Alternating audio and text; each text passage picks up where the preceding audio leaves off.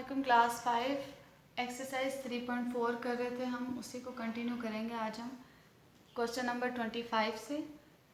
जब हमने दो फ्रैक्शंस को मल्टीप्लाई करना होता है तो हम उसके लिए अपने न्यूमरेटर की वैल्यूज़ को आपस में मल्टीप्लाई करते हैं और डिनोमिनेटर की वैल्यूज़ को आपस में मल्टीप्लाई करते हैं। अब यहाँ पर इस सवाल में हमारे पास एक न्यूमरेटर है, एक डिनोमिनेटर है, इसके अलावा यहाँ पर एक एक्स्ट्रा वैल्यू भी आ गई है। तो इस वजह से पहले हम इस जो मिक्स्ड फ्रैक्शन है इसको मिक्स्ड फ्रैक्शन कहते हैं, जिसके ऊपर एक वैल्यू हो, नीचे एक वैल्यू और साइड पर भी वैल्यू, उसको कहते हैं मिक्स्ड फ्रैक्शन।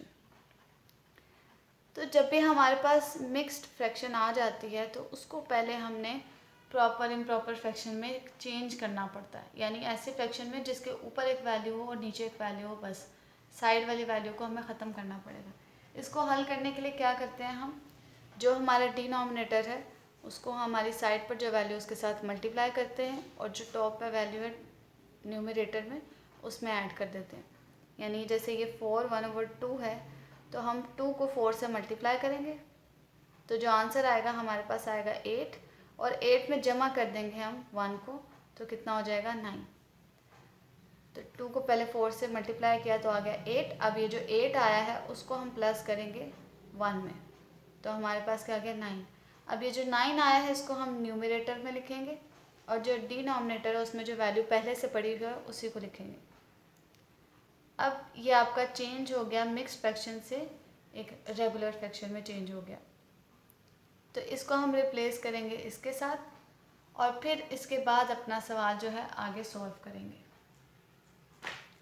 तो पहले अगर आपको मिक्स्ड फ्रैक्शन दी गई होंगी तो आपने उसको दूसरी फ्रैक्शन में चेंज करना है।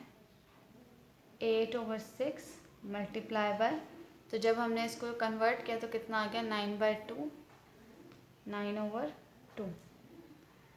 अब नेक्स्ट स्टेप, जो न्यूमरेटर की वैल्यूज हैं उसको एक साथ लिखेंगे और डिनोमिनेटर की वैल्यूज को एक साथ लिखेंगे। 8 मल्टीप्लाई बाय 9/6 मल्टीप्लाई बाय 2। अब ये चेक करेंगे कि कोई से दो नंबर जो आपस में कटते हों उनको काटेंगे। यहाँ पर 8 है और डिनोमिनेटर में 2 है।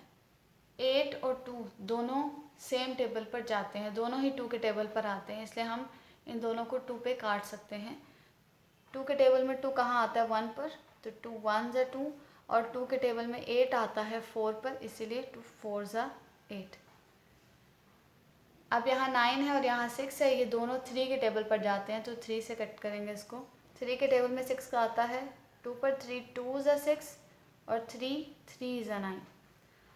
अब जो वैल्यूज़ यहाँ हैं जो रह गई हैं, अब ये उसकी ओरिजिनल वैल्यूज़ हैं। अब यहाँ क्या बचा 4 मल्टीप्लाई 3/2 मल्टीप्लाई 1। अब यहाँ पर जो 4 है और 2 है ये दोनों भी सेम टेबल पर जाते हैं, तो एक बार फिर से यहाँ कटिंग होगी। 2 1 ज़ा 2 और 2 2 ज़ा 4। अब यहाँ क्या बचा 2 मल्टीप्लाई 3/1 मल्टीप्लाई 1। अब जो वैल्यूज़ बची हैं उनको लिखेंगे अगले स्टेप में। यहाँ रह गया 2 मल्टीप्लाई 3/1 मल्टीप्लाई बाय 1। मल्टीप्लाई करेंगे 2 मल्टीप्लाई बाय 3 6/1।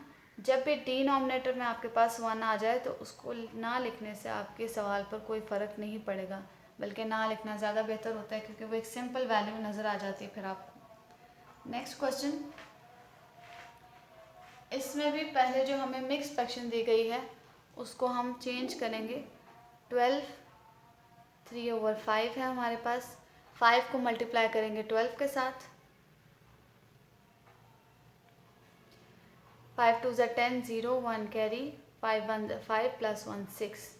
अब ये जो आंसर आया है इसको प्लस करेंगे हम 3 के साथ।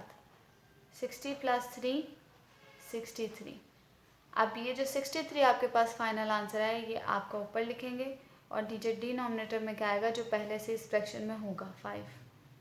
ठीक है, अब इसको रिप्लेस करके हम क्या लिख सकते हैं 63/5।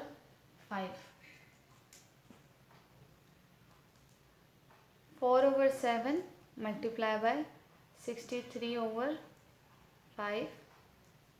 अब जो न्यूमरेटर में वैल्यूज़ हैं उनको लिख लेंगे एक साथ। और जो डिनोमिनेटर में वैल्यूज़ हैं उनको एक साथ लिख लेंगे, 7 मल्टीप्लाई बाय 5। अब 4, 63, 7 और 5 इनमें से कौन सी वैल्यूज़ हैं जो सेम टेबल पर जाती हों?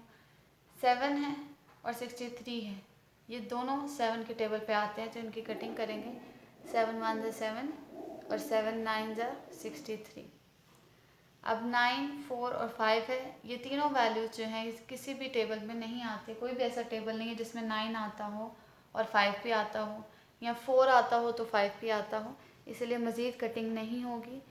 4 मल्टीप्लाई बाय 9 लिखेंगे और नीचे क्या आ जाएगा, 1 मल्टीप्लाई बाय 5। ऊपर क्या रह गया, 4 मल्टीप्लाई बाय 9 36 ओवर 5, ये आपका answer. Next question number 27। Mixed fraction है, इसको पहले रेगुलर फ्रैक्शन में चेंज करेंगे। 5 को मल्टीप्लाई करेंगे 4 के साथ और जो आंसर आएगा उसको प्लस करेंगे 1 के साथ। 5 मल्टीप्लाई बाय 4 20, 20 में प्लस किया 1, 21, तो ये किस में चेंज हो जाएगा, 21 ओवर 5। इसको करेंगे 7 multiply by 1 plus 3, 7 multiply by 1 7 plus 3 किया 10, तो यहाँ न्यूमरेटर में क्या आ जाएगा 10 और डिनोमिनेटर में आ जाएगा आपका 7। तो ये किस में चेंज हो जाएगा, 21 ओवर 5, और ये चेंज हो जाएगा 10 ओवर 7। और बाय का मतलब है यहाँ पर मल्टीप्लाई, तो बाय की जगह आपने क्या लिखना है, मल्टीप्लाई। 21 over 5 multiply 10 over 7। ये जो रफ वर्क है ये आपने नीट करके अपनी कॉपीज़ पे लाजमी करना है। अगर आपकी कॉपीज़ पे रफ वर्क नहीं हुआ हो तो फिर आपका क्वेश्चन एक्सेप्ट नहीं किया जाएगा। 21 multiply by 10 over 5 multiply by 7। अब हमने ये देखना है कि कौन से सेम टेबल पर जाते हैं, हम उसकी कटिंग कर सकते हैं, तो कटिंग करेंगे। 21 5 के टेबल में दोनों नहीं आते हैं किसी भी टेबल पर, तो 7 के साथ देख लेते हैं आता है। 7 के टेबल में 21 कहाँ आता है, 3 पर, तो उसको कट कर लेंगे। 7 1 ज़ा 7, 7 3 ज़ा 21, 5 1 ज़ा 5, 5 2 ज़ा 10। मज़ीद कटिंग नहीं होती है, जो वैल्यूज़ रह गई हैं यही है आपका।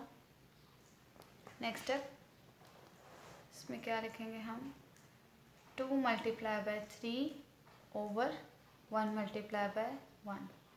तो 2 मल्टीप्लाई बाय 3 6 ओवर 1, तो आपका आंसर कितना आ गया, 6। नेक्स्ट करेंगे क्वेश्चन, पहले चेंज करेंगे इसको। 7 मल्टीप्लाई बाय 2 14 प्लस 1 15, तो ऊपर क्या आ जाएगा 15 और नीचे आ जाएगा 7।